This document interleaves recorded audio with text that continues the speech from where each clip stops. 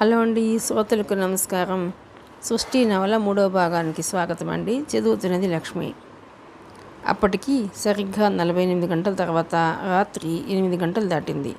మీనంబాకం వందనకు కొంచెం దూరంలో ఉన్న Palani nursing home duty doctor రూమ్లో అసహనంగా కూర్చుంది లిపి. అప్పటికి పగలు డ్యూటీ చేసింది ఆమె. రావాల్సిన రిలీవర్ రాకపోవడంతో సూపరింటెండెంట్ నైట్ డ్యూటీ వేశాడు. చూడు లిపి, నైట్ టైంలో పెద్దగా కేసులు రావు. ఓ 3 గంటలు కాలక్షేపం చేస్తే చాలు. నిన్ను మీ ఇంటి దగ్గర డ్రాప్ చేస్తాను, కంగారు పడకు. ఆ మాటన్నా సూపరింటెండెంట్ పద్మనాభన్ ముఖాన్ని గుర్తు తెచ్చుకుందామె. తను సాయంత్రం 6 కల్లా ఇంటికి పోకపోతే తల్లి గింజుకుపోతుందన్న విషయం గుర్తుకు రావడంతో చాలా అసహనంగా ఉంది లిపికి. అడపాదడపా మగ డాక్టర్స్ తన వైపు అదోలా చూడటం, డ్యూటీలో ఉన్న నర్సులు కొత్త వల్ల ఎక్కువ మాట్లాడకపోవటం, అందులోనూ ఆ మాట్లాడే తమిళం తనకు అర్థం కాకపోవటం అంతా వింతగా కొత్తగా ఉంది లిపికి. రాత్రి 9 గంటలు దాటి 20 నిమిషాలైంది. సూపరింటెండెంట్ సాబ్ పిలుస్తున్నారు, తమిళంలో చెప్పింది నర్సు వచ్చి. నెమ్మదిగా లేచి కారిడార్లో చివర్లో ఉన్న పద్మనాభన్ రూమ్ వైపు అడుగు వేసింది లిపి. రూమ్ డోర్ దగ్గరగా వేసింది. May I come in sir?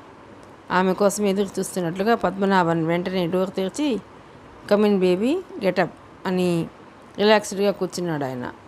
Tiffin తెప్పించాను, తిను, అందుకే పిలిచాను, నెమ్మదిగా అన్నాడు ఆయన. అదే సమయంలో గదిలో ఏదో వింత వాసన.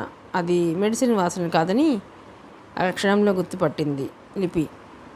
థ్యాంక్ యూ సార్, డ్యూటీ అయ్యాక ఇంటికి వెళ్తాను కదా, ఇంగ్లీష్లో అంది లిపి. కొంచెం లేట్ అవుతుందేమోనని అంతే. కాసేపు మౌనం. పద్మనాభన్కి తెలుగు బాగా వచ్చు. అతని అసలు పేరు పద్మనాభం. చాలా కాలం క్రితం మద్రాసులో సెటిల్ అవ్వడం వల్ల బ్రతుకు తెరువు కోసం పద్మనాభన్గా పేరు మార్చుకున్నాడు. చూడు Lipi, I like your performance. Patients కూడా చాలామంది కాంప్లిమెంట్ చేశారు. వాళ్ళ బాధల్ని ఓపికగా విన్నామని. I like that patients. ఒక 4 రోజులు ఓపిక పట్టు. నీ శాలరీతో పాటు నీ హోదా కూడా పెరుగుతుంది. లేచి కుర్చీ వెనకనున్న కర్టన్ వెనక్కి వెళ్ళి 2 నిమిషాల తర్వాత బయటకు వచ్చి మళ్ళీ కుర్చీలో కూర్చున్నాడు. అయితే టిఫిన్ చేయనంటావు? ఆమె కళ్ళలోకి సూటిగా చూస్తూ అడిగాడు పద్మనాభన్. ఏం మాట్లాడలేదు లిపి. ఇవాళ నిన్ను వదిలేస్తున్నాను. రేపు రాత్రి నువ్వు నాతో టిఫిన్ చేయాలి సుమా. చాలా క్యాజువల్గా ఉన్నాయి ఆ మాటలు. నేను చూసుకుంటాను, నువ్వు ఇంటికి వెళ్ళిపో. డ్రైవరు నేను డ్రాప్ చేస్తాడు. బతుకు జీవుడా అంటూ బయటకు వచ్చింది లిపి. పద్మనాభన్ క్యారెక్టర్లో ఎక్కడో ఏదో లోపం ఉందని ఆమెకు మనసులో ఏదో అనుమానం. కారులో వస్తూ అదే విషయం గురించి ఆలోచించింది ఆమె. Special investigation team central office. Hariharan ఎదురుగా కూర్చున్నాడు అభినవ్. బాలే వాడిపోయా నువ్వు. కావ్య నీ కోసం నాకు ఎన్నిసార్లు ఫోన్ చేసిందో తెలుసా? కనీసం ఆమెకు చెప్పకుండా హైదరాబాద్ నుంచి నీ చెల్లెల్ని తీసుకుని వచ్చేసావట. నువ్వెక్కడున్నావో ట్రేస్ చేయడానికి నాకు 2 రోజులు పట్టింది. నందిని గురించి నువ్వేం వరీ కావద్దు. కుమారంతో నేను మాట్లాడాను. ఒక 2 నెలలు ఓపిక పట్టు. She will be all right, భరోసా ఇస్తున్నాడు హరిహరన్. అంతా బాగానే ఉంది సార్, కానీ నందినిని అమెరికా తీసుకెళ్లాలంటే ఏం చేయాలో నాకు తోల్చడం లేదు. తన మనసులో బాధను నెమ్మదిగా వ్యక్తం చేశాడు అభినవ్. నవ్వాడు హరిహరన్. మీ ఆర్టిస్టులతో ఇదేనయ్య గొడవ. చిన్న విషయాన్ని కూడా భూతద్దంలో పెద్దగా చూసుకుని వరి అయిపోతారు. నీకు పికాసో తెలుసు కదా? ఆర్టిస్ట్ పికాసో కదా, ఆయన గురించి తెలుసు, పరిచయం లేదు అమాయకంగా అన్నాడు అతను. నాకు కూడా పరిచయం లేదు. నీకు జవహర్లాల్ నెహ్రూ తెలుసా అంటే వ్యక్తిగతంగా చెయ్యి కలుపుకొని తిరిగాగా అని అర్థం కాదు. నీకు తెలుసో తెలీదో పికాసో గురించి చిన్న ఇన్సిడెంట్ చెప్తాను విను. గొప్ప వ్యక్తులకి చిన్న విషయాలు గొప్ప ప్రాబ్లమ్స్లా ఎలా ఉంటాయో తెలుస్తుంది. ఆయన వైపు ఆశ్చర్యంగా చూశాడు అభినవ్. ఒక పోలీసు ఉన్నతాధికారి ఆర్టిస్టుల గురించి మాట్లాడటం వింతగా ఉంది అతనికి. ఆయన చెప్పడం ప్రారంభించాడు. స్పానిష్లో అప్పటికే నెంబర్ 1 ఆర్టిస్టుగా ఫ్యాబ్లో పికాసో ఒకరోజు ఒక కుర్చీ ఒక బల్ల కొనడానికి షాప్కి వెళ్ళాడట. అక్కడున్న నమూనాలేవి ఆయనకు నచ్చలేదు. ఒక చిన్న కాగితం ముక్క మీద పెన్సిల్తో తనకు కావాల్సిన నమూనాను బొమ్మగా గీసి అలాంటి తరహా కుర్చీ బల్ల చేసి పెట్టమని దుకాణదారుని అడిగాడు. ఆ దుకాణదారుడు 2 రోజుల్లో పికాసో చెప్పిన పద్ధతిలో వస్తువుల్ని రెడీ చేశాడు. వాటిని చూస్తూ పికాసో వీటి ఖరీదెంత అని అడిగాడట. వీటికి ఖరీదేమీ లేదు. ఈ సామాన్ మీకు మా దుకాణం బహుమతిగా ఇస్తుంది. కాకపోతే మీరు 2 రోజుల క్రితం కాగితం మీద నాకు గీసిచ్చిన బొమ్మ మీద మీ సంతకం చేసి ఇచ్చేయండి చాలు అని అడిగాడట ఆ దుకాణదారుడు. పికాసో ఆ షాపు వాడికేసి సానుభూతిగా చూసి సంతకం చేసి ఇచ్చాడట. ఆ కాగితం మీద నమూనాని ఆ దుకాణదారుడు ఆ తర్వాత కాలంలో ₹1,00,000 అమ్ముకున్నాడట చెప్పటం ముగించాడు హరిహరన్. బాగుంది, ఈ సంఘటన నేనెప్పుడు వినలేదు అన్నాడు అభినవ్ ఆశ్చర్యపోతూ. నేనెక్కడో చదివాను. ఇందులో నీతి ఏంటో తెలుసా? ప్రపంచంలో ఏ దేశంలోనైనా కళాకారుడు ఎప్పుడు అమాయకుడేనని నీలాగన్నమాట అని నవ్వాడు ఆయన. మీలా కఠినంగా ప్రతి వాడిలోనూ ఆర్టిస్టులు క్రిమినల్ని చూడలేరు కదా సార్? అభినవ్ మాటకి చురుగ్గా అతని కళ్ళలోకి చూశాడు హరిహరన్. 2 నిమిషాల తర్వాత కాఫీలు అయ్యాక అసలు టాపిక్లోకి వచ్చేసాడు ఆయన. నువ్వు ఇక్కడికి వచ్చేసావు కాబట్టి నాకు నీ పూర్తి కోఆపరేషన్ కావాలి.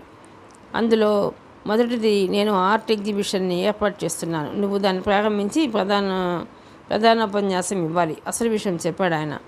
ఒక పోలీస్ ఆఫీసర్ ఆర్ట్ ఎగ్జిబిషన్ని కండక్ట్ చేయటం ఎందుకో అర్థం కాలేదు అతనికి. ఎగ్జిబిషన్ ఇనాగ్రేట్ చేసేంత గొప్పవాడిని కాదు. ఎగ్జిబిషన్ ఇనాగ్రేట్ చేసేంత గొప్పవాడిని కాదు సార్, నేను అంత వక్తను కాదు. వెంటనే అన్నాడు అతను. నువ్వు ఎలాంటి పడవో నాకు తెలుసు, తప్పించుకోకు. నీకు తెలిసిన విషయాలు చెప్పు అంతే. నేనా? ఆశ్చర్యంగా అడిగాడు అభినవ్. సిటీలోని శిల్పాధికారం ఆడిటోరియంలో పెయింటింగ్స్ ఎగ్జిబిషన్ అరేంజ్ చేస్తున్నాను. వరీ అయిపోకు, నీ సబ్జెక్టే కదా. హరిహరన్ చాలాసేపు ఒప్పించిన మీదట ఆ మీటింగ్కి అటెండ్ అవ్వడానికి ఒప్పుకున్నాడు అభినవ్. మన్నాడు ఉదయం 10 గంటలకు ఎగ్జిబిషన్ ప్రారంభమవుతుంది అన్నాడు ఆయన. లేచి నిలబడ్డాడు అభినవ్. నేను వచ్చి నిన్ను పికప్ చేసుకుంటాను. తరువు సీట్లోంచి లేచి డోర్ వరకు వస్తున్నాడు హరిహరన్. ఛాంబర్ దాటి బయటకు వస్తున్న అభినవ్ భుజం మీద చేయి వేశాడు ఆయన. తల తిప్పి చూశాడు Abhinav. See mister Abhinav, what shall profit a man if he shall gain the whole world and lose his own soul. సొంత ఆత్మను పోగొట్టుకొని ప్రపంచాన్ని అంతా జయించినా కూడా మనిషికి కలిగే లాభం ఏముంది చెప్పు? చాలా సీరియస్ విషయాన్ని ఆ సమయంలో తనకెందుకు చెప్తున్నాడో అర్థం కాలేదు అతనికి. అర్థం కాలేదు కదా, నవ్వారు ఆయన. ఆత్మ అంటే ప్రేమ, అనంతమైన సంతృప్తి. ఒక కళాకారుడికి నీకు కావాల్సిన సంతృప్తి నువ్వు ప్రేమించే వాళ్ళ ప్రేమలో, నిన్ను ప్రేమించే వ్యక్తుల ప్రేమలో ఉంటుందనే విషయం నీకు తెలియనిది కాదు.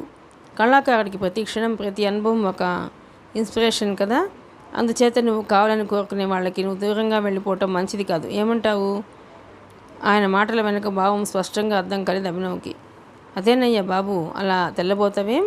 కావ్య నిన్ను ప్రేమిస్తున్నట్టుంది. నువ్వంటే ఆమెకు ప్రేమ ఒక్కటే కాదనుకుంటాను, ఆరాధన. ఒక్కసారి మాట్లాడు, ఆమె ఆనందిస్తుంది. కావ్య తనని ప్రేమిస్తోందా? ఒక నమ్మలేని నిజాన్ని ఎవరో చెప్తున్నట్టుగా ఉంది అభినవ్కి. ప్రేమంటే ఏమిటి? అభిమానమా? నదిలో ఒంటరి నావల రోడ్డు పక్క నుంచి నడిచిపోతున్నాడు అతను. తనని కావ్య ప్రేమిస్తోందా? అందుకోసమైనా తన పట్ల ప్రత్యేకమైన శ్రద్ధ చూపిస్తోంది. అదే సమయంలో అతనిలో వింత ప్రశ్న తలెత్తింది. తనని ఎందుకు కావ్య ప్రేమిస్తోంది? ఏం ఆశించి ప్రేమిస్తోంది? ఆర్టిస్టుల చేత ప్రేమించబడాలనుకునే వాళ్ళు ప్రపంచంలో ఉంటారా? తన ప్రశ్నలకు తనే జవాబు చెప్పుకుని నమ్ముకున్నాడు అతను. కావ్య రూపం ఒక్కసారి కళ్ళ ముందు మెదిలింది. అటు ఇటు చూశాడు అతను. రోడ్డుకు రెండో పక్కనున్న ఎస్టీడీ బూత్ వైపు నడిచాడు. 3 నిమిషాల తర్వాత హైదరాబాద్లోని సుజా యాడ్ ఏజెన్సీకి ఫోన్ చేశాడు. కావ్య అవుట్ ఆఫ్ స్టేషన్ అనే విషయం తెలిసిన వెంటనే డీలా పడిపోయాడు అతను. ఆ క్షణంలో అతని మనసులో కావ్యను చూడాలని కోరిక కలిగింది. పదే పదే కావ్య జ్ఞాపకం రాసాగింది. అన్నాసలైలోని శిల్పాధికారం ఆడిటోరియం, బ్రిటిష్ కాలం నాటి రాక్ బిల్డింగ్ అది. అంతెత్తున పెరిగిన పోక చెట్ల మధ్య నుంచి ఆ బిల్డింగ్ రుద్రాక్ష రంగులో వింతగా మెరుస్తోంది. 2 రోజుల పెయింటింగ్స్ ఎగ్జిబిషన్ అక్కడెందుకు ఏర్పాటు చేశారో హరిహరన్కి మరికొంతమందికి తప్ప మరెవ్వరికీ తెలియదు. విశాలమైన కారిడార్ స్తంభాలపైన మెయిన్ హాల్లో పైభాగంలో ఇనుప చిప్పల మధ్య వీడియో కెమెరాలు అమర్చిన విషయం హరిహరన్కి మాత్రమే తెలుసు. అక్కడక్కడ ఆడామగ మఫ్టీ పోలీసులే వాలంటీర్స్. దేశంలో ఎక్కడ ఆర్ట్ ఎగ్జిబిషన్ జరిగినా తప్పకుండా స్మగ్లర్ పుష్పరాజ్ వస్తాడన్న విషయం తెలిసిన హరిహరన్ ముందు జాగ్రత్త చర్యగా ప్రతి విజిటర్ కదలిక మీద ప్రత్యేకమైన నిఘా ఏర్పాటు చేశాడు. ఆ ఆర్ట్ ఎగ్జిబిషన్ గురించి దేశంలోని ప్రముఖ ఇంగ్లీష్ డైలీస్లో అడ్వర్టైజ్మెంట్స్ కూడా వచ్చాయి. ఎక్కడెక్కడి నుంచో వస్తున్న ఆర్ట్ లవర్స్తో ఆడిటోరియం నెమ్మదిగా నిండిపోతుంది. లాంఛనంగా ఎగ్జిబిషన్కి ప్రారంభోత్సవం చేశాడు అభినవ్. ఆ తర్వాత అతన్ని మీటింగ్ హాల్లోకి తీసుకెళ్లాడు హరిహరన్. హరిహరన్ కుర్తా పైజామాలో చీఫ్ ఆర్గనైజర్లా మాత్రమే ఉన్నాడు. మీటింగ్ హాల్లో దాదాపు 200 మంది కళా ప్రేక్షకులు కూర్చున్నారు. మీటింగ్కి అంతమంది ప్రేక్షకులు వస్తారని ఊహించని అభినవ్ మొదట ఆశ్చర్యపోయి తర్వాత ఆనందించాడు. అందరూ 40 ఏళ్ళు పైబడిన వాళ్లే. అందులో బలహీనల మంది స్త్రీలు ఉండటం కూడా విశేషం. అందరూ 40 ఏళ్ళ పైబడిన వాళ్లే. అందులో 15 మంది స్త్రీలు ఉండటం కూడా విశేషం. సాంప్రదాయం ప్రకారం సభాధ్యక్షుల వారు ముఖ్య వక్తను పరిచయం చేసి కృత్రిమైన ఆ రాజకీయ వాతావరణం నుంచి మెటీరియలిస్టిక్ ప్రపంచం నుంచి జగతిని రక్షించేది ఆర్ట్. అందుకే ప్రత్యేకంగా ఆర్ట్ని రక్షించడం కోసం ప్రత్యేకమైన వనరులు ఏర్పాటు చేయడం కోసం కేంద్ర ప్రభుత్వాన్ని నేను డిమాండ్ చేస్తున్నాను అని తమిళంలో ఉపన్యాసం ఇచ్చి కూర్చున్నాక ముఖ్య వక్త అభినవ్ మాట్లాడడం ప్రారంభించాడు. Colour is a sign of joy and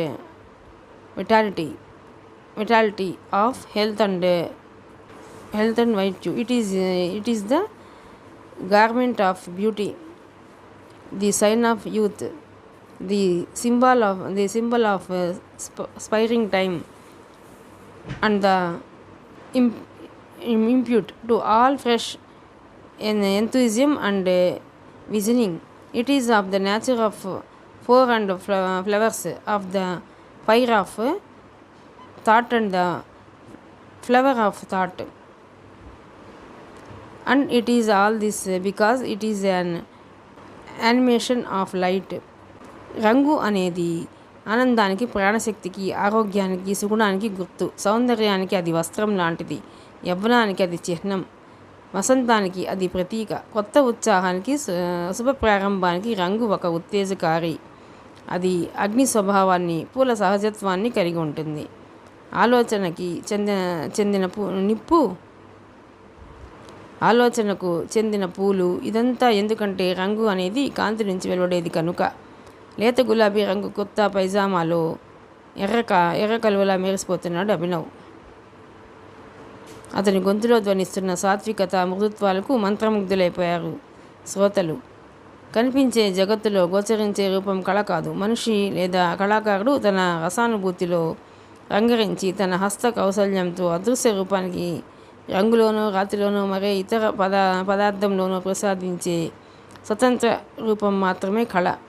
రూపానికి, రంగుకు అవినాభావ సంబంధం ఉంది. రూపం లేని రంగు కానీ రంగు లేని రూపం కానీ దృశ్యం జగత్తులో కనిపించదు. ప్రతి రూపానికి ఒక నిర్దిష్టమైన రంగు ఉంటుంది. దృశ్య జగత్తులో 3 ప్రాథమిక రూపాలు, 3 ప్రాథమిక వర్ణాలు కనిపిస్తాయి. ఈ ప్రాథమిక రూపాలకు పాల్ సజాన్ అనే ఫ్రాన్స్ చిత్రకారుడు ఘనాకృతి, స్తంభాకృతి, గోళాకృతి అనే పేర్లు పెట్టాడు. మోడర్న్ ఆర్ట్కి ఒక రకంగా సజాన్ జన్మదాత. కొన్ని చిత్రాల్లో రూప ప్రాధాన్యత కనిపిస్తే మరికొన్ని చిత్రాల్లో రంగు ప్రాధాన్యత కనిపిస్తుంది.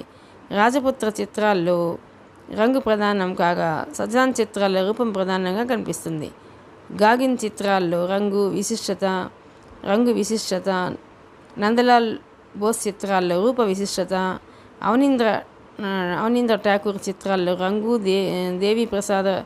దేవి ప్రసాదరాయ్ చౌదరి చిత్రాల్లో అటు రూప మాధుర్యము, ఇటు వర్ణ సౌరభము రెండూ సమానంగా ఉంటాయి. లియోనార్డో డావిన్సీ రెండింటికి సమాన ప్రాధాన్యతనిచ్చి చిత్రకల్పన చేశారు. ఆధునిక చిత్రకళకు సంబంధించిన వర్ణ వ్యవస్థ విశ్లేషణ అందరికీ అర్థమయ్యే భాషలో చెబుతున్నాడు అభినవ్. హరిహరన్ తన పనిలో తానున్నాడు. మెయిన్ ఎంట్రన్స్ దగ్గర గోడ పక్కన నుంచున్నాడు ఆయన. బయట పోర్టికోలో దాదాపు 100 కార్లు పార్క్ చేస్తున్నాయి.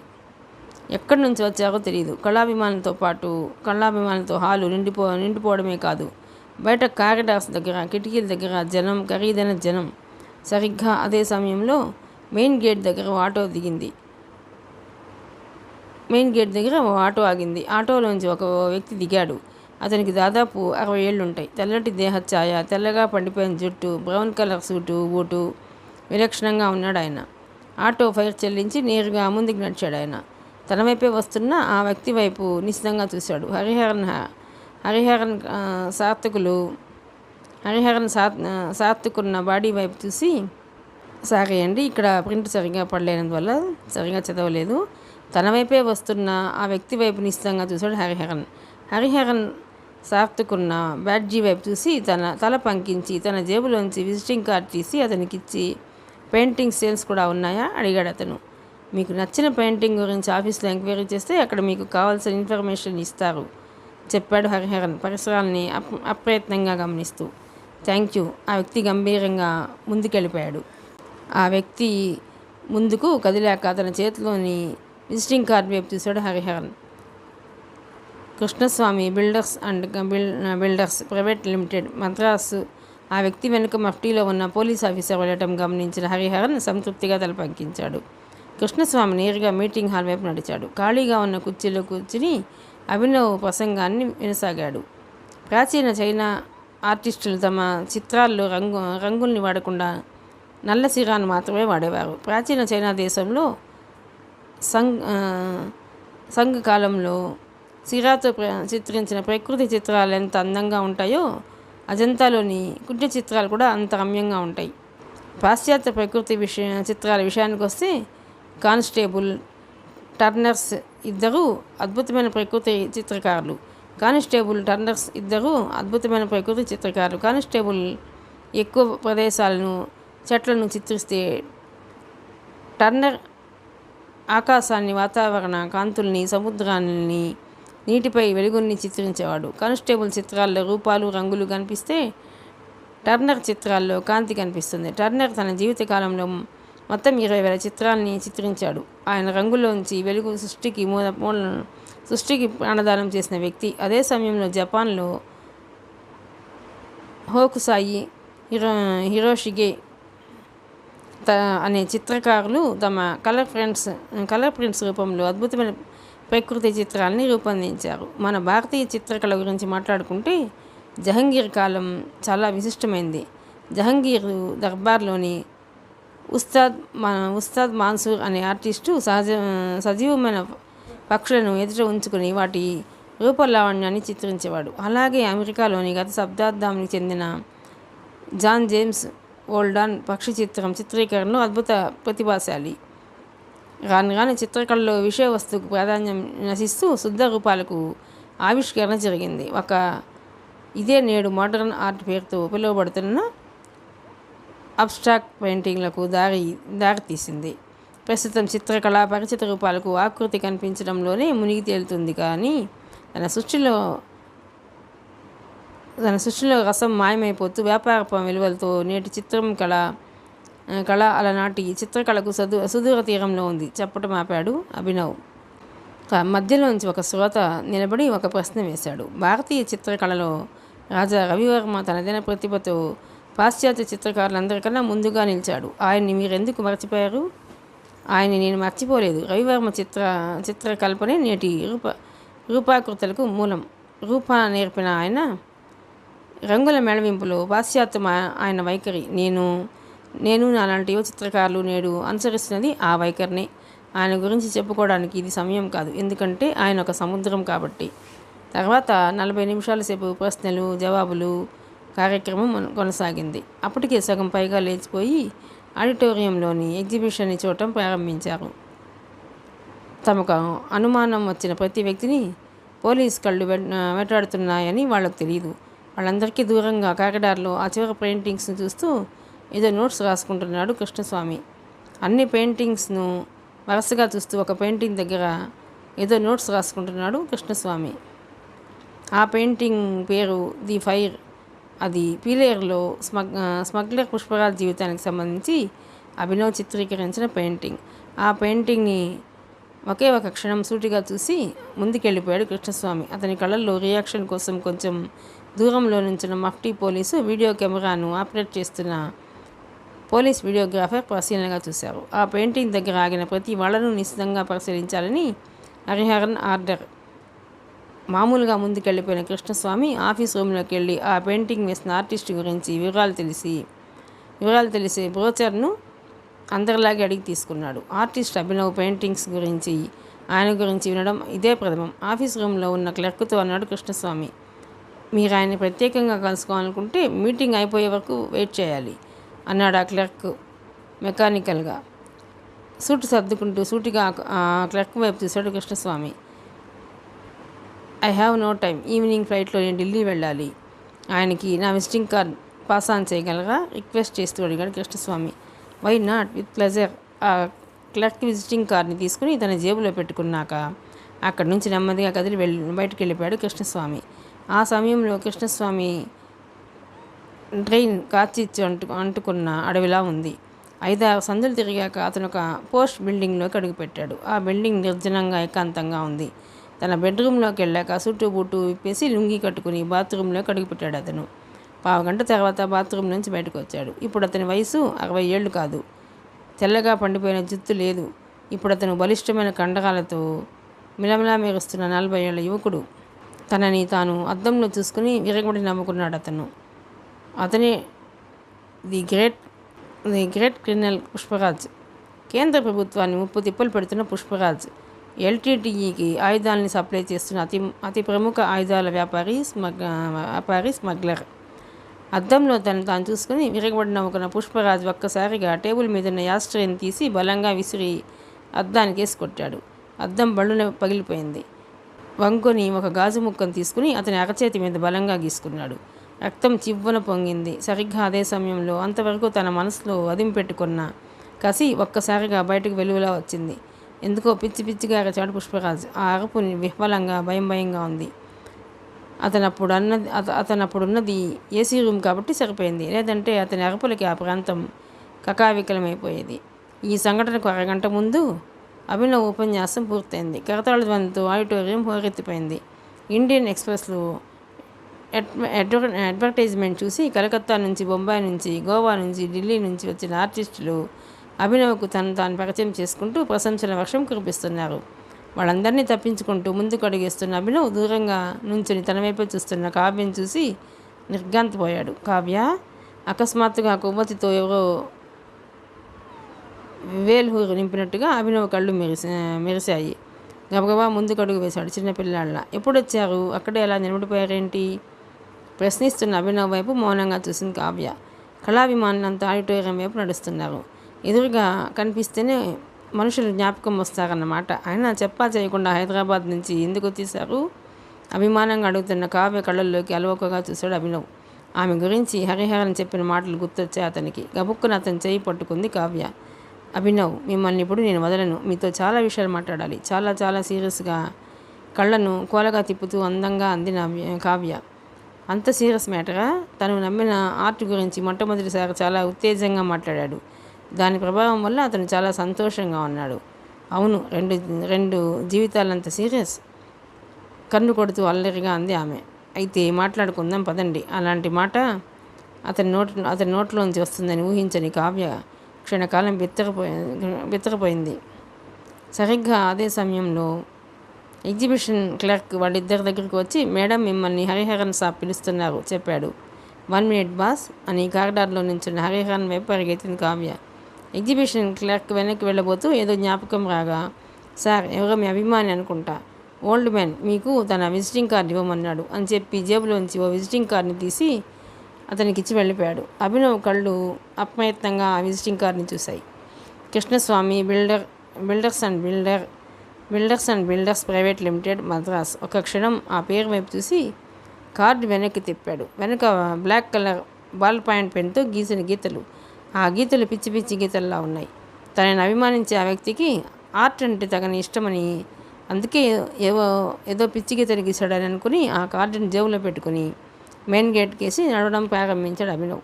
అవి పిచ్చి గీతలు కావని అతనికి తెలియదు. ఒక భయంకరమైన స్మగ్లర్ని పట్టుకోవడానికి ఆ కార్డు వెనుక గీతల్లో క్లూ ఉందని అతనికి తెలియదు. పోక చెట్టు కింద నిలబడి లోపలికి చూశాడు అభినవ్. హరిహరన్తో నవ్వుతూ మాట్లాడుతుంది కావ్య. 2 నిమిషాలు, 3 నిమిషాలు, 5 నిమిషాలు విసుగ్గా ఉంది అతనికి. సరిగ్గా అదే సమయంలో బ్రౌన్ కలర్ కార్ ఒకటి సరిగ్గా మెయిన్ గేట్ ముందుకు వచ్చి ఆగింది. ఆ కార్ డ్రైవింగ్ సీట్లో కూర్చున్న వ్యక్తిని చూడగానే చీకట్లో అకస్మాత్తుగా ప్రత్యక్షమైన ఇంద్రధనస్సును చూసినట్లుగా అభినవ్ కళ్ళు మెరిశాయి. చీనాంబర. ఒక్కసారి ఆగ్రాలో తాజ్మహల్ ముందు అభిమానంగా తన పెయింటింగ్ను తీసుకుని వెళ్తున్న చీనాంబర టీవీ, వయసు, సొగసు, ఆ సన్నివేశం గుర్తొచ్చింది అతనికి. పేరు మాత్రం జ్ఞాపకం రావడం లేదు. అతని వైపు చూసి మెల్లగా అందంగా నవ్వింది చీనాంబర. హలో, ఎక్కడికి వెళ్తున్నారు? ప్లీజ్ గెట్ ఇన్, డోర్ తెరుస్తూ అంది చినాంబర. ఏమీ పాలుపోని సందిగ్ధ పరిస్థితి. ఏదో అయస్కాంతం పట్టిలాగేస్తున్న బలం. అతని మనసు ఒక్కసారిగా దూది పింజలా అయిపోయింది. నేనేం మీ శత్రువుని కాను కదా, కమాన్. ముగ్ధంగా మనోహరంగా వినిపిస్తున్న ఆమె మాటలకు అతని అడుగులు అప్రయత్నంగా ముందుకు కదిలాయి. మరో 2 క్షణాల్లో ఆమె పక్క సీట్లో కూర్చున్నాడు అతను. కారు సర్రుమని పడవలా ముందుకు దూసుకుపోయింది. చినాంబర పక్కన కూర్చున్న అభినవ్ చుట్టూ ఏదో వింత పరిమళం, మత్తైన పరిమళం, దేవకాంతలు వంటికి అద్దుకునే దివ్య పరిమళం. మర్చిపోయారా? మెల్లగా అడిగింది ఆమె. లేదు, మిమ్మల్ని ఎలా మర్చిపోతాను? ఏదో కుట్మలం విడిపడినట్టుగా అతని గొంతు విచ్చుకుంది. కారు జనసమ్మర్దం నుంచి వెళ్ళిపోతుంది. ఆర్ట్ ఎగ్జిబిషన్ గురించి మీరు నాకు తెలియజేస్తారని అనుకున్నాను. అందులోని నిష్ఠూరం అర్థం కాలేదు అతనికి. ఆ మాట వినిపించినట్టు రోడ్డు వైపు చూస్తూ ఉండిపోయాడు అతను. సాయంత్రం రాత్రిగా మారుతున్న సమయం. పేపర్లో అడ్వర్టైజ్మెంట్ చూసి మిమ్మల్ని కలుసుకోవడానికి వచ్చాను మళ్ళీ అంది ఆమె. ఢిల్లీ నుంచా? వెంటనే అడిగాడు అతను ఆశ్చర్యంగా. అవును, మీతో కొన్ని విషయాలు సీరియస్గా మాట్లాడాలని. మళ్ళీ తనే అందించినాంబర. అభినవ్కి వెంటనే కావ్య గుర్తుకొచ్చింది. సరిగ్గా 10 నిమిషాల వెనక్కి వెళితే కంగారుగా హరిహరంతో మాట్లాడేసి ఫిర్ మిలేంగే అంకుల్ అని చెప్పేసి పరుగున మెయిన్ గేట్ దగ్గర వచ్చింది కావ్య. అక్కడ అభినవ్ కనపడకపోవడంతో నిరుత్తురాలైపోయింది. కారిడార్లో, హాల్లో, థియేటర్ లోపల, బయట పిచ్చిదానిలా వెతికింది. మెయిన్ గేట్ పక్కన చాలాసేపు అతని కోసం పిచ్చిగా ఎదురు చూసింది ఆమె.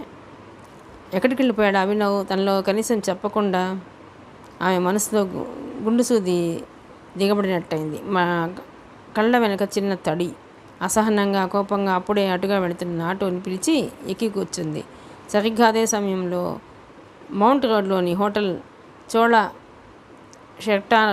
షెర్టాన్ వైపు కారుని తిప్పించింది చినాంబర. మీరెప్పుడూ సీరియస్గానే ఉంటారా? ఆ ప్రశ్నకు అంతవరకు రోడ్డు వైపు చూస్తున్న అభినవ్ తల ఆమె వైపు తిప్పాడు. అతను ఆ సమయంలో తల పక్కకు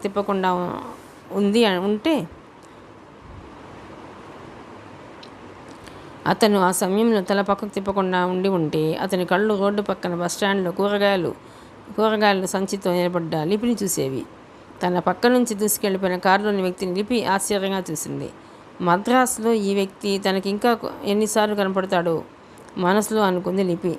అంతలో సిటీ బస్సు రావడంతో అందులోకి ఎక్కి కూర్చుంది లిపి. మిల్లివాకం బస్టాప్లో బస్సు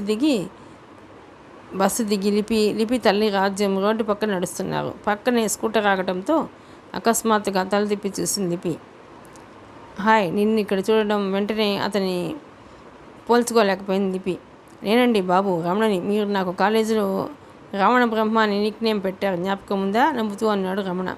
గాంధీ మెడికల్ కాలేజీలో చదివిన రోజులు చప్పున గుర్తుకొచ్చాయి ఆమెకి. వెంటనే గుర్తుపట్టింది అతన్ని. హైదరాబాద్లో రామ్నగర్లో ఉంటున్నప్పుడు పక్కపక్క వాళ్ళ ఇళ్లల్లో దాదాపు 7 ఏళ్ళు ఉన్నారు. ఇంటర్మీడియట్ నుంచి వాళ్ళిద్దరూ కలిసే చదువుకున్నారు. ఇద్దరి మధ్య నువ్వు అనుకునే చనువు ఉంది. అంతర్లీనంగా లిపిని ఒకప్పుడు ప్రేమించాడు రమణ. అకస్మాత్తుగా లిపి కనబడటంతో మళ్ళీ తన పాత ప్రేమ. ఇద్దరూ ట్యూషన్ నుంచి తిరిగి వస్తున్నప్పుడు చీకట్లో ఆమె వేళ్లకు తన వేళ్ళు తగిలించడం, భుజాలు రాసుకోవటం, హోలీ నాడు రంగులు జల్లుకోవటం లాంటి చిలిపి సంఘటనలు గుర్తొచ్చాయి అతనికి. నువ్వు మద్రాసులో ఉంటున్నట్టు నాకు తెలియదు అన్నాడు రమణ ఎగ్జైట్మెంట్కి గురవుతూ. తను ఎందుకు వచ్చిందో, ఏం చేస్తుందో చెప్పింది లిపి. అయితే మనం రెగ్యులర్గా కలుసుకోవచ్చు అన్నమాట. ఇంట్లోకి వచ్చాక డ్రాయింగ్ రూమ్లోకి కాఫీ తాగుతూ అన్నాడు రమణ. నీకు పెళ్ళయిందా? తల్లి లోనికి వెళ్ళాక అడిగింది లిపి రమణను. ఆ విషయం అడక్కు. మా మేనమామ తెలుసు కదా, గాయత్రి ఎదగటంతోనే నాకిచ్చి కట్టబెట్టేశాడు. ఎట్టూరుస్తున్నాడు అతను. గాయత్రినే కదా, పర్వాలేదు, మంచి పిల్లలా? అప్పుడేనా? కొన్నాళ్ళు ఆగాలని నేనే అనుకున్నాను. గాయత్రి నీకు తెలుసు కదా, పిల్లు ఇంట్లో లేకపోతే ఇల్లు అదోలా ఉంటుంది బావా. పిల్ల ఇంట్లో లేకపోతే ఇల్లు అదోలా ఉంటుంది బావా అంటుంది పెద్ద ఆరిందిలా చిరాగ్గా అన్నాడు రమణ. ఎక్కడుంటున్నావు బాబు? లోపల నుంచి వస్తూ అడిగింది రాజ్యం. కోడంబాకంలోనండి. ఇక్కడ ఫ్రెండ్ ఉంటే వచ్చాను చెప్పాడు అతను. మరో అరగంట తర్వాత లేచి బయటకు వచ్చాడు రమణ. అతని వెనకే బయటకు వచ్చింది లిపి. లిపి, నీకెప్పుడు ఏ అవసరం వచ్చినా నా దగ్గరికి రా. నేను మాత్రం ప్రతి సండే నువ్వు వద్దన్నా మీ ఇంటికి వస్తాను. రమ్మంటావా? నవ్వుతూ అడిగాడు అతను. రా. ఏం అలా అడుగుతావు? నువ్వేం కొత్తవాడివా? ఈసారి వచ్చేటప్పుడు గాయత్రిని తీసుకురా. ఇక్కడికి గాయత్రినా? వద్దులే, స్కూటర్ స్టార్ట్ చేస్తూ అన్నాడు అతను. ఏం? అదొక కథ. పెళ్ళైన కొత్తలో అప్పుడప్పుడు నీ గురించి చెప్పేవాడినిలే. ఉడుక్కునేది, అడిగేది. అలాగైతే నన్నెందుకు చేసుకున్నారు అన్నదాకా వెళ్ళిపోయేది. అందుచేత గాయత్రి మనస్తత్వం అలా తయారైంది కనుక మనం హాయిగా ఉండాలంటే ఈ విషయం ఆమెకు తెలియకూడదు. సరేనా? రహస్యం చెబుతున్నవాడిలా చెప్పాడు అతను. గాయత్రి అనుమానపు మనిషిలా తయారైందంటే ఎందుకో నమ్మలేకపోయింది లిపి.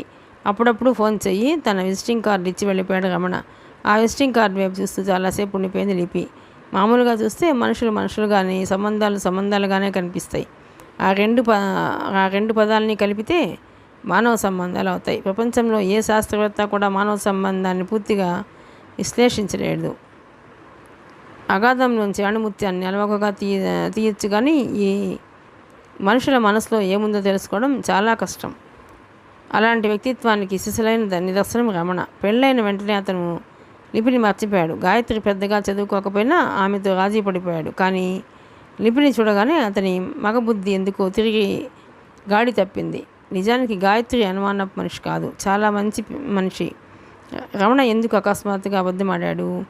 రమణ వెళ్ళిపోయాక నైట్ డ్యూటీకి వెళ్ళడానికి సిద్ధమైంది లిపి. అప్పుడు రాత్రి సరిగ్గా 8:30 అయింది. అదే రాత్రి, అదే 8:30 గంటల సమయం. హోటల్ చోళా లాన్స్లో స్విమ్మింగ్ పూల్ పక్కన నీళ్ళల్లోకి జారుకుంటున్న వెలుగు నీళ్ళల్లోకి చూస్తోంది చీలాంబర. జీవితంలో అనుకోకుండా కొన్ని గమ్మత్తైన అనుభవాలు మనకు ఎదురవుతాయి. అనంతమైన సంతృప్తికి అవి కారణంగా అందిస్తాయని మా డాడీ అప్పుడప్పుడు అంటుంటారు. కానీ వాటిని చాలా కాలం నేను నమ్మలేదు. ఎందుకో తెలుసా అభినవ్? ఎంతో చనువుగా, స్నేహపూర్వకంగా అంది చీలాంబర. నెమలి పింఛం రంగు చీరలో దివ్యకాంతలా మెరిసిపోతుంది చీలాంబర. ఆమెకు ఎదురుగా కూర్చోవడం ఎందుకో ఉద్వేగంగా ఉంది అభినవ్కు. ఆ సమయంలో తన చెల్లెలు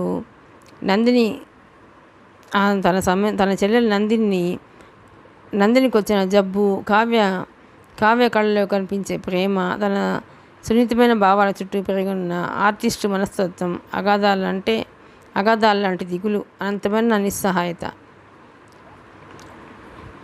వీటన్నింటినీ మర్చిపోయాడు అతను. ఎడారిలో నడిచి వచ్చిన వాడికి ఎదురుగా ఉధృతమైన జలపాతం కనిపించినట్టుగా ఉంది అతనికి. ఏదో మాయ లాంటి నిజం లాంటి భ్రమ. అలాంటి అపురూపమైన సౌందర్యవతి కోటీశ్వరాలు తన కోసం ఢిల్లీ నుంచి రావటం ఏమిటి? ఎందుకు? మెల్లగా అడిగాడు అభినవ్. మొట్టమొదటిసారి మిమ్మల్ని, మీ పెయింటింగ్ని చూశాను. మీరు చిత్రమించిన ఆ పెయింటింగ్ వైపు కొన్ని రాత్రులు అలా దాని వైపు చూస్తూ నిద్ర లేకుండా గడిపానంటే మీరు నమ్ముతారా? ఒక వెలుగు కిరణం ఆమె కనురెప్ప మీద పడి మంచి బిందువులా మెరిసింది. ఆ విషయాన్ని వెంటనే నమ్మలేకపోయాడు అతను. అంతర్మదనానికి హేతువు గొప్ప కళా సృష్టి, గొప్ప రచనా సృష్టి. మనిషిని యుగాలుగా నిద్ర లేకుండా అద్భుతమైన నేర్పరితనం ప్రకృతిలో రెండు విషయాలకు ఉంది. ఒకటి సృష్టికి, రెండు ప్రతి సృష్టికి. మిమ్మల్ని నేను పొగడుతున్నాను అనుకుంటున్నారా? ఇద్దరి మధ్య రెండు అలల మధ్య నిశ్శబ్దం లాంటి నిశ్శబ్దం. అవునని అతను అనలేదు, కాదని ఆమె అనలేదు. సూట్లోని ఒక వ్యక్తి వచ్చి లైమ్ జ్యూస్తో నిండిన పల్చటి గ్లాసులను అందించి వినయంగా వెళ్ళిపోయాడు. నేను విషయం చెప్తే మీరు సర్ప్రైజ్ అవుతారు, చెప్పమంటారా? మెల్లగా నవ్వుతూ అందామె. చెప్పండి, గ్లాస్లోని జ్యూస్ని సిప్ చేస్తూ అన్నాడు అతను. తన గ్లాస్ని పక్కన పెట్టి హ్యాండ్ బ్యాగ్ని తీసుకుని అందులోంచి ఓ చెక్ని తీసి అతనికి అందించింది ఆమె. అది అమెరికన్ బ్యాంక్ నుంచి ఇండియాకు వచ్చిన చెక్. ఆ చెక్ విలువ 5 లక్షలు. ఆశ్చర్యంగా చూశాడు అతను. ఆశ్చర్యపోతున్నారా? నాకు తెలుసు, మీ పెయింటింగ్కి అమెరికాలో నా ఫ్రెండ్ కట్టిన ఖరీదు. కళని, కళా హృదయాన్ని గుర్తించే మనసు విదేశీయులకు మాత్రమే ఉందని నమ్ముతాను, చాలా గర్వంగా అందామె. అంటే మీరు నా దగ్గర నుంచి తీసుకున్న ఆ పెయింటింగ్ని అమెరికన్ ఫ్రెండ్కి అమ్మారా? అంతవరకు ఆహ్లాదంగా గొంతులోకి దిగిన లైమ్ జ్యూస్లో ఏదో చిరు చేదు. ఏం కళాఖండాలను దాచుకోవడానికి మనం మహారాజులం కాదుగా. ఎక్కడెక్కడ వాటికి విలువ ఉంటుందో అక్కడ అమ్మాలి. బిజినెస్ తెలిసిన ఆర్టిస్టులు చేసే పనే అది. మీకు ఆర్ట్ తెలుసు కానీ బిజినెస్ తెలియదు. అందుకే ఆమె చెబుతున్న మాటలు వినిపించడం లేదు అతనికి. స్వచ్ఛమైన పాల గ్లాస్లో నల్లటి నలక కనిపించినట్టయింది. తనకి 2 లక్షలు ఇచ్చి తన పెయింటింగ్ని తీసుకెళ్లిన చీనాంబర అదే పెయింటింగ్ని అమెరికన్ ఫ్రెండ్కి 5 లక్షలకు అమ్మింది. అంటే ఆమె కళాహృదయం ఖరీదు 3 లక్షల. బ్రతుకులో బిజినెస్ కన్నా విలువైన వస్తువు మరేమీ లేదా? ఒక్క క్షణం బాధగా కళ్ళు మూసుకున్నాడు అతను. నిస్సహాయంగా ఆమె వైపు చూశాడు. తనని ఏదో అదృశ్య శక్తి అందమైన ఊబిలోకి నెట్టేస్తున్నట్టుగా ఉంది అతనికి. మనుషుల మనసుని కూడా మీ అమెరికన్ ఫ్రెండ్స్ కొంటారా? కాసేపు అయ్యాక కోపంగా అడిగాడు అతను. అతని మాటల వెనుక కోపాన్ని వెంటనే అర్థం చేసుకుంది చీనాంబర. అతని మనస్తత్వం ఏమిటో ఆమెకు అర్థమైపోయింది. మనుషుల మనసులతో డీలింగ్ బిజినెస్. మానవ మనస్తత్వాన్ని కరెక్ట్గా అంచనా వేయగలిగిన వాడే correct and perfect business men అవుతాడు. ఆర్ట్కి బిజినెస్కి పడదులేండి, నాకు తెలుసు. అందులో మీలాంటి వ్యక్తులు అన్ని కాలాల్లోనూ ఉంటారు. మీ దృష్టిలో బిజినెస్ అంటే వ్యక్తులు అమ్ముడుపోవడం, అవునా? నా దృష్టిలో బ్రెయిన్ గేమ్. ఆర్ట్ కూడా ఒక రకంగా బ్రెయిన్ గేమ్. తన ప్రతిభ, తన కళ తన దగ్గరే ఉండాలనుకున్న ప్రతి ప్రతిభావంతుడు కష్టాల కాలగర్భంలో కలిసిపోయిన విషయం మీకు తెలుసా? మృదువుగానే అంది చీనాంబర. ఆ మాటకు చివుక్కన తలెత్తి ఆమె వైపు చూశాడు అభినవ్. సి మై డియర్ బిల్డన్ friend, art is art for sake అనే నమ్మకం నుంచి చాలా కాలం క్రితమే ఇండియన్ ఆర్టిస్టులు బయటకు వచ్చేశారు. మీరు బాగా ఇష్టపడి ప్రేమించే రాజా రవివర్మ భారతీయ చిత్రకళలోని నైవేద్యానికి ఆద్యుడు కూడా. అలనాటి రాజులు రాణులు బొమ్మలు వేసినందుకు ఆయన్ని బిజినెస్ మ్యాన్ అంటారా? ప్రతి కళాకారుడికి గుర్తింపు అవసరం. అవకాశం వచ్చినప్పుడు ఆ గుర్తింపును తన ఎదుగుదలకు కళాకారుడు ఉపయోగించుకోవాలి, కాదంటారా? ప్రశ్నించింది ఆమె. ఆ ప్రశ్నలో అపారమైన జీవిత సత్యం ఉంది. అభినవ్ కళ్ళ ముందు ఒక్కసారి రాజా రవివర్మ మెదిలాడు. కేరళకు చెందిన రవివర్మ గొప్ప చిత్రకారుడని చాలామందికి తెలిసినప్పటికీ అంతకు మించిన వివరాలు ఎక్కువ మందికి తెలియవు. రవివర్మ త్రివేంద్రం సమీపంలో ఉన్న కిలిమన్నూరులో 1848లో జన్మించాడు. ఒక రాజవంశానికి చెందిన రవివర్మ 14వ సంవత్సరంలో చిత్రించిన కొన్ని చిత్రాలని చూసి ట్రావెంకూర మహారాజు మెచ్చుకుని ప్రత్యేకంగా ఒక ఆర్ట్ సెంటర్ని ఏర్పాటు చేసి యూరోపియన్ ఆర్ట్ బుక్స్ను విరివిగా తెప్పించాడు. రవివర్మ పెయింటింగ్స్ మీద గల పాశ్చాత్య ప్రభావానికి అసలైన కారణం అదే. 1870 ప్రాంతంలోనే తైలవర్ణ చిత్రలేఖనంలో అద్భుతమైన చిత్రకారుడిగా పేరు పొందాడు రవివర్మ. ఆ రోజుల్లోనే అతి గొప్పదైన వీరశృంఖం అనే బిరుదునిచ్చి ట్రావెంకూర్ మహారాజు రవివర్మను సత్కరించాడు. ఒక భారతీయ చిత్రకారుడికి పెద్ద ఎత్తున అలాంటి గౌరవం లభించడం అదే ప్రథమం. 1888 ప్రాంతంలో బరోడా మహారాజు రవివర్మ వేసిన 14 వర్ణ చిత్రాలకు 50,000 రూపాయలను కానుగ్గా ఇచ్చాడు. ఇప్పటి రేటుతో చూస్తే అది కొన్ని కోట్ల రూపాయలతో సమానం. రవివర్మ చిత్రాలన్నీ చాలా నిండుగా ఉంటాయి. ఈయన చిత్రాలన్నీ భారత పురాణ ఇతిహాసాలకు సంబంధించిన చిత్రాలే. దేవుళ్ల బొమ్మలకు ఆకృతి కల్పించిన మొట్టమొదటి చిత్రకారుడు రవివర్మ అని చాలామందికి తెలీదు. యాక్షన్ స్టిల్స్ను చిత్రంగా మలచడం రవివర్మతోనే ప్రారంభమైంది. ఇందుకు ఉదాహరణ రవివర్మ చిత్రించిన జటాయువు రెక్కల్ని ఖండించి సీతను ఎత్తుకెళ్తున్న రావణ బ్రహ్మ దృశ్యం. సీత నిస్సహాయత, జటాయువు ఆసక్తత, రావణుని క్రౌర్యం కళ్ళకు కట్టినట్టుగా ఈ చిత్రంలో మనకు కనిపిస్తాయి. ఇందులో సీత ముఖం మనకు కనిపించదు. దానికి కారణం సీత పాత్రను చిత్రించడానికి రవివర్మ తన మేనకోడలు కంజూతిని మోడల్గా ఎంచుకున్నాడని చిత్రకారులు చెప్తారు. తన మేనమామ తనను చిత్రిస్తున్నప్పుడు ఆమె జిగ్గుపడి తల పక్కకు తిప్పుకుందని, ఆ భంగిమ నచ్చిన రవివర్మ అలాగే సీతని చిత్రించాడంటారు. కానీ ఈ దృశ్యాన్ని బాగా చూస్తే జటాయువు రావణుడు ఖండిస్తున్న సమయంలో విధ్వంసాన్ని చూడలేక సీత తల పక్కకు తిప్పుకున్నట్లుగా ఉంటుంది.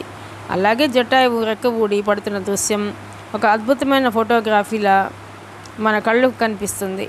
ఇలాంటి చిత్రీకరణే మహాభారతంలో సైరంధ్రి వేషంలో ఉన్న ద్రౌపది చిత్రంలో కూడా కనిపిస్తుంది.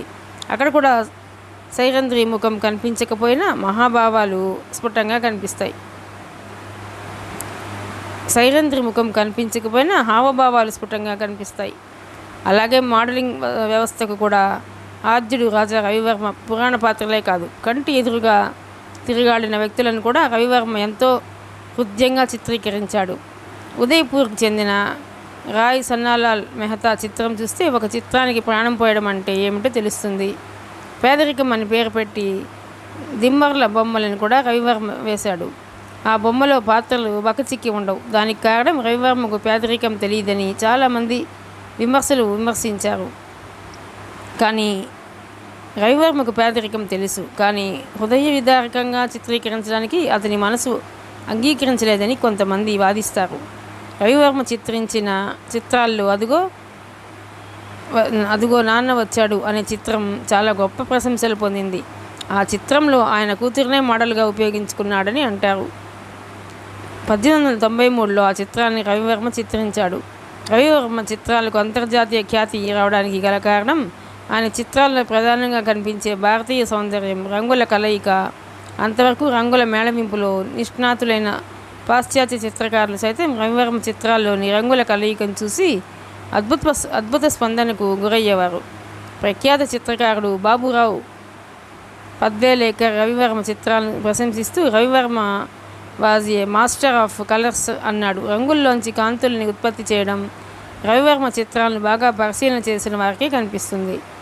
దాదాపు 100 ఏళ్ళు దాటినా ఈనాటికి కూడా రవివర్మ చిత్రించిన చిత్రాల్లో రంగులు జరిగిపోక మాసిపోక ఉన్నాయంటే అందుకు పూర్తిగా అతని ప్రతిభే కారణం. ప్రస్తుతం రవివర్మ ఒరిజినల్ చిత్రాలు త్రివేంద్రంలోని శ్రీ చిత్ర ఆర్ట్ గ్యాలరీలోను, ఢిల్లీలోని ఆర్ట్ గ్యాలరీలోనూ ఉన్నాయి. రవివర్మ చిత్రాల్లోని స్త్రీలు కట్టుకునే చీర కట్టును చూసి ఆనాటి మహారాజులు, యువరాజులు అలా చీర కట్టుకోవడానికి ప్రయత్నించారని తెలిస్తే ఆశ్చర్యం వేస్తుంది. 1894 ప్రాంతాల్లోని రవివర్మ చిత్రాలు ఒక్కొక్కటి 50,000 రూపాయలకు పైగా అమ్ముడుపోయేవి. విదేశీయులు ఆ చిత్రాలు తమకు కావాలని కోరడంతో తన చిత్రాలను ప్రింట్ చేసుకుని అమ్మడానికి బొంబాయిలో ఒక ప్రెస్ పెట్టాడు రవివర్మ. ఒక చిత్రకారుడు పెట్టిన మొట్టమొదటి ప్రెస్ అది. ఆ ప్రెస్ ద్వారా చాలా నష్టపోయాడు రవివర్మ. దేవతలకు రూపాన్నిచ్చిన మొదటి చిత్రకారుడు రాజా రవివర్మ. ప్రస్తుతం మన గోడలకు, పూజా మందిరాల్లో పెట్టుకునే సరస్వతి, లక్ష్మి, కృష్ణుడు వగైరా దేవుళ్ల పటాలన్నీ 19వ శతాబ్దం చివరలో రవివర్మ చిత్రించిన చిత్రాలే. భారతీయ చిత్రకళ ప్రాథమిక అంశాలకు పాశ్చాత్యుల మెళకువలను జోడించి ఆయిల్ పెయింటింగ్స్ను గీసిన మొదటి వ్యక్తి రవివర్మ. ఆ మధ్య ఢిల్లీలో రాజా రవివర్మ పెయింటింగ్స్ ప్రదర్శన జరిగింది. అప్పటి ప్రధాని ప్రారంభించిన ఆ ప్రదర్శనకు కేంద్ర ప్రభుత్వం నిధులు కూడా మంజూరు చేసింది. ఒక చిత్రకారుడి చిత్రాలు జీవితం మీద ఒక ప్రభుత్వం ప్రదర్శన నిర్వహించడం అరుదైన విషయం. అసలు రవివర్మ చిత్రకారుడు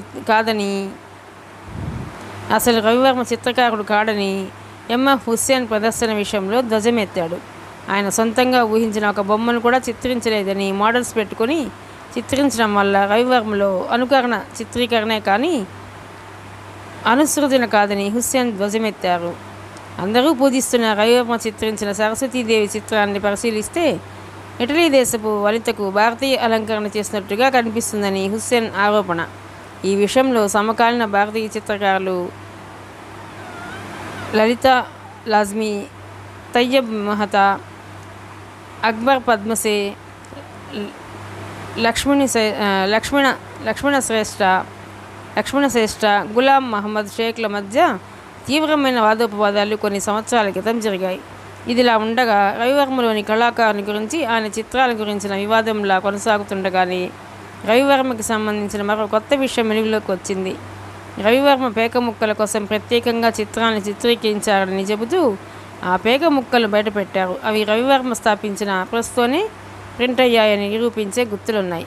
పేక ముక్కల మీద బొమ్మలు కూడా రాజా రవివర్మ చిత్రాలనే పోలి ఉన్నాయి. కాబట్టి పేక ముక్కల మీద చిత్రాలను ప్రాణప్రదంగా, పవిత్రంగా భావించే రవివర్మ పేక ముక్కల కోసం ప్రత్యేకంగా బొమ్మలు గీస్తాడా అని కొందరు వాదిస్తుండగా, మహారాజుల కోరిక మేరకు రవివర్మ అలా చిత్రించి ఉంటాడని కొందరు ఊహిస్తున్నారు.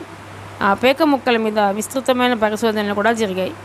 ఆ బొమ్మలు ఆయన గీసినవే అని, అయితే అవి పేకల కోసం గీసినవి కాదని, విడిగా ఆయన గీసిన బొమ్మలను ఆయన మరణం తర్వాత పేక ముక్కల మీద ప్రింట్ చేశారని తేల్చారు.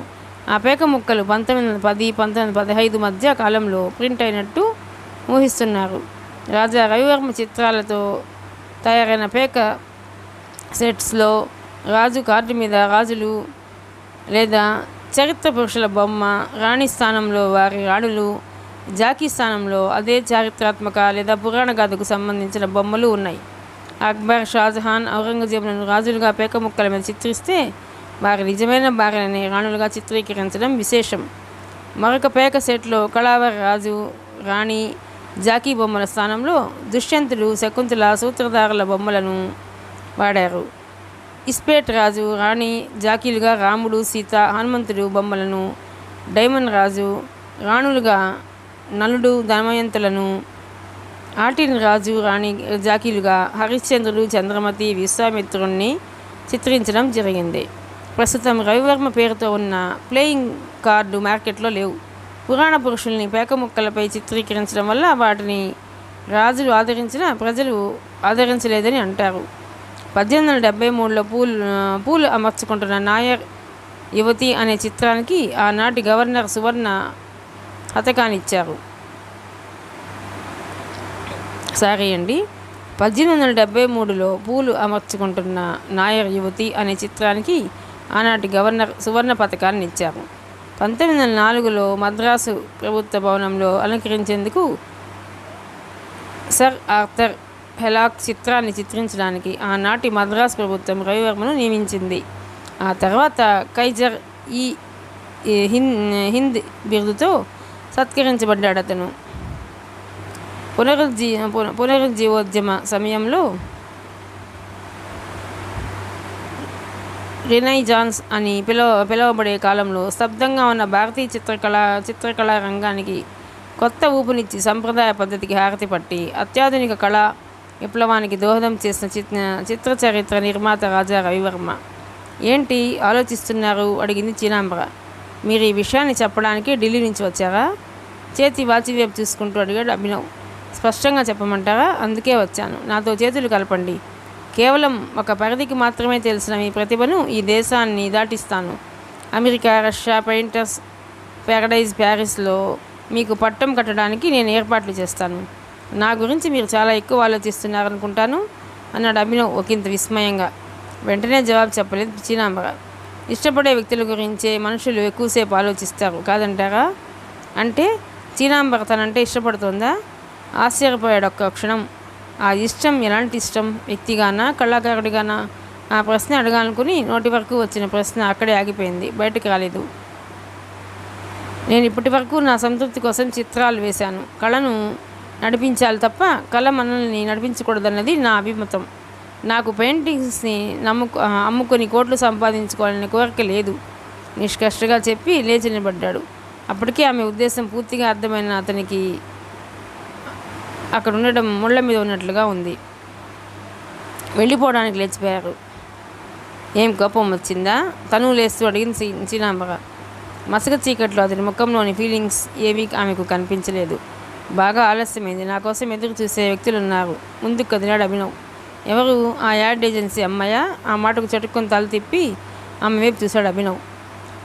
అంటే చీనాంబర తన గురించే కాకుండా తనకు సన్నిహితంగా మెలిగే వ్యక్తుల గురించి కూడా తెలుసుకుందా? ఎందుకు?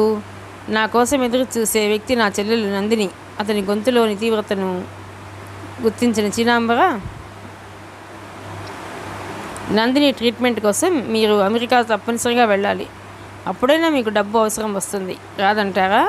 తనకన్నా తక్కువ స్థాయి మనుషుల్ని నచ్చితే మచ్చిక చేసుకోవడం, నచ్చకపోతే వాళ్ళ మనసులతో ఆడుకోవడం చీనాంబరకు పుట్టుకతో వచ్చిన సరదా. నందిని గురించి మీకెలా తెలుసు? నాకు అవసరమైన విషయాలని నేను తెలుసుకుంటాను. అది నా హాబీ. మీకు ఇప్పుడు డబ్బు అవసరం కూడా ఉందని నాకు తెలుసు. చూడండి మిస్టర్ అభినవ్, ఫాల్స్ ప్రెస్టేజ్కి వెళితే మనతో పాటు మన ప్రతిభ కూడా మరుగున పడుతుంది. అందుకే మరోసారి అడుగుతున్నాను, జీవితం గురించి తెలుసుకోండి, డబ్బు అవసరం గుర్తించండి.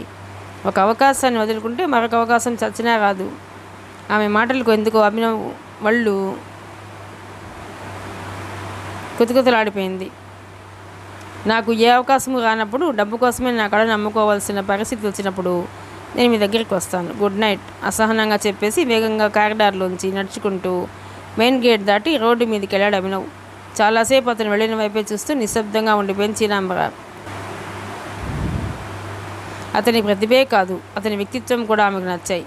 మిస్టర్ అభినవ్, మీకు ఏ అవకాశం రాని పరిస్థితి రాని నేను కల్పిస్తాను. మీ కళను మీ చేతులతో అమ్ముకోవాల్సిన పరిస్థితిని నేను కల్పిస్తాను. Don't underestimate me my dear friend. మనసులోనే అనుకుని లేచి నిలబడింది చీనాంబర. కొన్ని రోజుల పాటు తను మద్రాసులోనే ఉండాలని నిర్ణయించుకుంది ఆమె ఆ క్షణంలోనే. గోడ గడియారం టంగ్ టంగ్ అని గంటలు కొట్టడంతో డ్యూటీ రూమ్లో కూర్చున్న లిపి చటుక్కుని తలెత్తి గోడవైపు చూసి స్టెథోస్కోప్ సర్దుకొని లేచి రౌండ్స్కి వెళ్ళడానికి ఉద్యుక్తురాలైంది. అరగంట తర్వాత రౌండ్స్ నుంచి తిరిగి వస్తున్నప్పుడు ఎదురుపడ్డ సూపరింటెండెంట్ పద్మనాభన్ని చూసి తల తిప్పుకొని పక్కకు వెళ్ళబోయింది లిపి. నీకోసం డ్యూటీ రూమ్కి వెళ్ళాను మిస్ లిపి అన్నాడు పద్మనాభన్. రౌండ్స్కి వెళ్ళాను సార్, నెమ్మదిగా చెప్పింది ఆమె. ఆ 14 బెడ్ పేషెంట్కి ఎలా ఉంది అడిగాడు అతను. నథింగ్ సీరియస్ సార్, ఆమెను పంపించేయచ్చు క్యాజువల్గా అంది లిపి. పంపించేయచ్చా? ఎక్కడికి? పైకా? జోక్ వేసి విరగబడి నవ్వాడు అతను. లిపి కూడా ఆ నవ్వులో శృతి కలిపింది. బై ఇవాళ నువ్వు నాతో డిన్నర్ చేస్తున్నావు సడన్గా అన్నాడు అతను. నేను డిన్నర్ చేసేసాను సార్ టక్కున అంది ఆమె. Nothing doing. ఇవాళ డిన్నర్లో నువ్వు కంపెనీ ఇస్తావని హోటల్ రెసిడెన్సీ నుంచి తెప్పించాను. కమాన్. మరో మాటకు అవకాశం ఇవ్వకుండా తన రూమ్ వైపు కదిలాడు అతను. అప్రయత్నంగా అతను అనుసరించింది లిపి. ఆఫీస్ రూమ్కి రెండో వైపునున్న డోర్లోంచి లోపలికి నడుస్తూ కమాన్ లిపి అన్నాడు తల తిప్పకుండానే.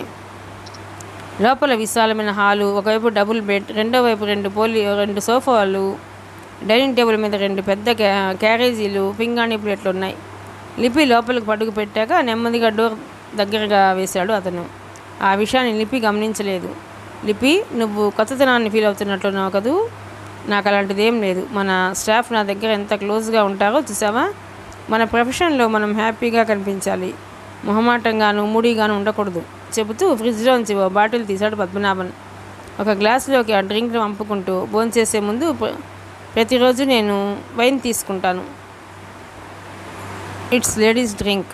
తీసుకుంటావా? నిజానికి అది వైన్ కాదు. నో సార్, నాకు అలాంటి వాసన పడదు భయంగా అంది లిపి. అన్ని రకాల వాసనకి అలవాటు పడాలి మిస్ లిపి. రేపు నీకు పెళ్ళయ్యాక నీ భర్త నిన్ను తాగమన్నాడు అనుకో, తాగావా? అప్పుడు కంగారు పడ్డం బాగోదు. కాబట్టి నువ్వు అన్ని విషయాలు ఇప్పుడే నేర్చుకోవాలి చాలా జోవియల్గా అన్నాడు పద్మనాభన్. తన ఎదురుగా కూర్చుని తన వైపే చూస్తూ గ్లాస్ తాగుతున్న పద్మనాభన్ వైపు చూడలేక తల దించుకుంది ఆమె. వెంటనే ఆ జాబ్ని వదిలేసి వెళ్ళిపోదామన్నంత కోపంగా ఉంది ఆమెకు. కానీ ఒక్కసారి తల్లి తండ్రి గుర్తుకొచ్చారు. సడన్గా ఉద్యోగం మానేసి పూర్తిగా తమ్ముడు భాస్కరం మీద ఆధారపడటం ఇష్టం లేదు ఆమెకు. 4 పెగ్గులు పూర్తయ్యాయి. మీరు డిన్నర్ చేసి రెస్ట్ తీసుకోండి సార్. అంతకన్నా ఎక్కువసేపు అక్కడ ఉండలేక లేచి నిలబడింది లిపి. మగవాళ్ళని చూసి అంత భయపడతావెందుకు? ఇద్దరం ఉన్నప్పుడు ఒకే రెస్ట్ తీసుకుంటే బాగుంటుందా చెప్పు? ఇక్కడ మన స్టాఫ్లో అందరూ నాతో డిన్నర్ చేసిన వాళ్ళే. ఏం తప్పులేదు రా, నీకు చాలా విషయాలు తీర్పుతాను కదా. లేచి గబుక్కున లిపి చేయి పట్టుకున్నాడు పద్మనాభన్. అంత త్వరగా అలాంటి సంఘటన ఎదురవుతుందని ఊహించని లిపి, సార్ నేను అలాంటి దాన్ని కాదు సార్. గబుక్కున చెయ్యి విదిల్చి కొట్టి డోర్ వైపు పరిగెత్తింది ఆమె. ఆ షాక్లోనే ఏ లిపి ఆగు అరుస్తూ వెళ్ళి పట్టి చెంగు పట్టుకుని బలంగా లేగాడు పద్మనాభన్.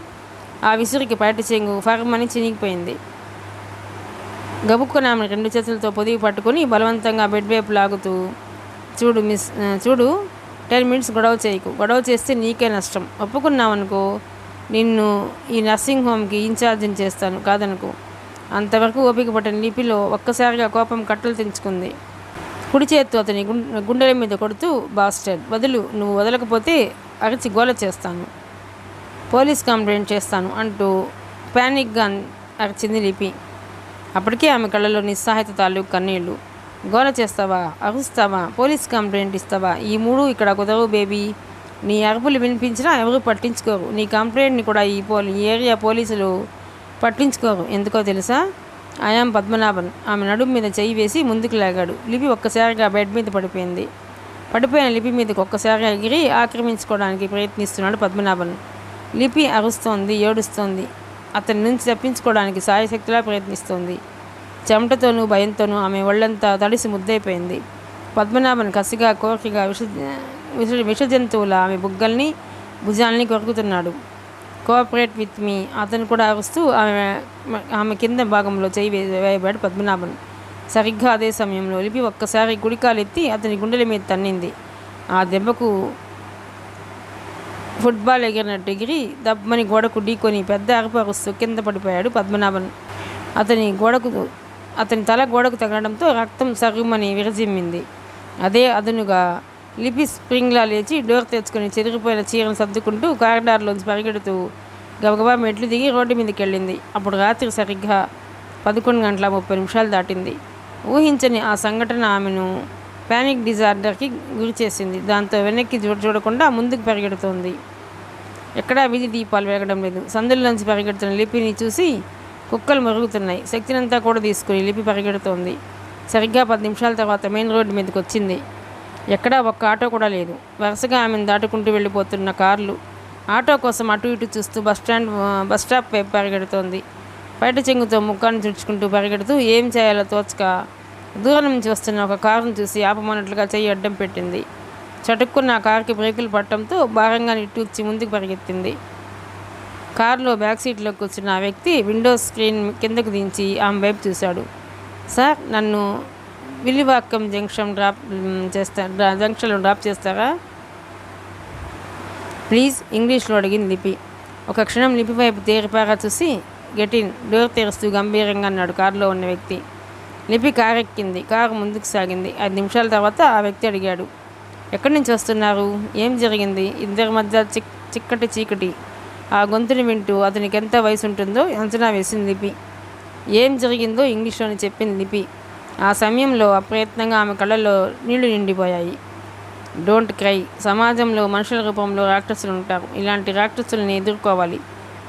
పెంకితనంతో ఏడవకూడదు చెప్పాడు అతను. డ్రైవర్, ముందు మనం విల్లివాక్కం వెళ్ళి ఈ అమ్మాయిని వాళ్ళ ఇంట్లో డ్రాప్ చేశాక గెస్ట్ హౌస్కి వెళదాం తమిళంలో చెప్పాడు ఆ వ్యక్తి. తలూపాడు డ్రైవర్. మరో 15 గంట తర్వాత విల్లివాక్కం జంక్షన్ వచ్చింది. ఎటు వెళ్ళాలి అడిగాడు ఆ వ్యక్తి. నేను ఇక్కడ దిగి వెళ్ళిపోతాను సార్. ఏం పర్వాలేదు, నాకు ఇప్పుడు అర్జెంట్ పనులేమీ లేవు అన్నాడు అతను. ఎక్కడికి వెళ్ళాలో చెప్పింది లిపి. కారు మలుపు తిరిగి విల్లివాక్కం హౌసింగ్ కాలనీలోకి అడుగు పెడుతున్న సమయంలో వీధి దీపాల వెలుగు ఒక్కసారి ముఖాల మీద పడటంతో తల తిప్పి పక్కనున్న వ్యక్తి వైపు చూసింది లిపి. తెల్లటి జుత్తు, విశాలమైన ముఖం. అదే సమయంలో ఆ వ్యక్తి కూడా తల తిప్పి ఆమె వైపు చూశాడు.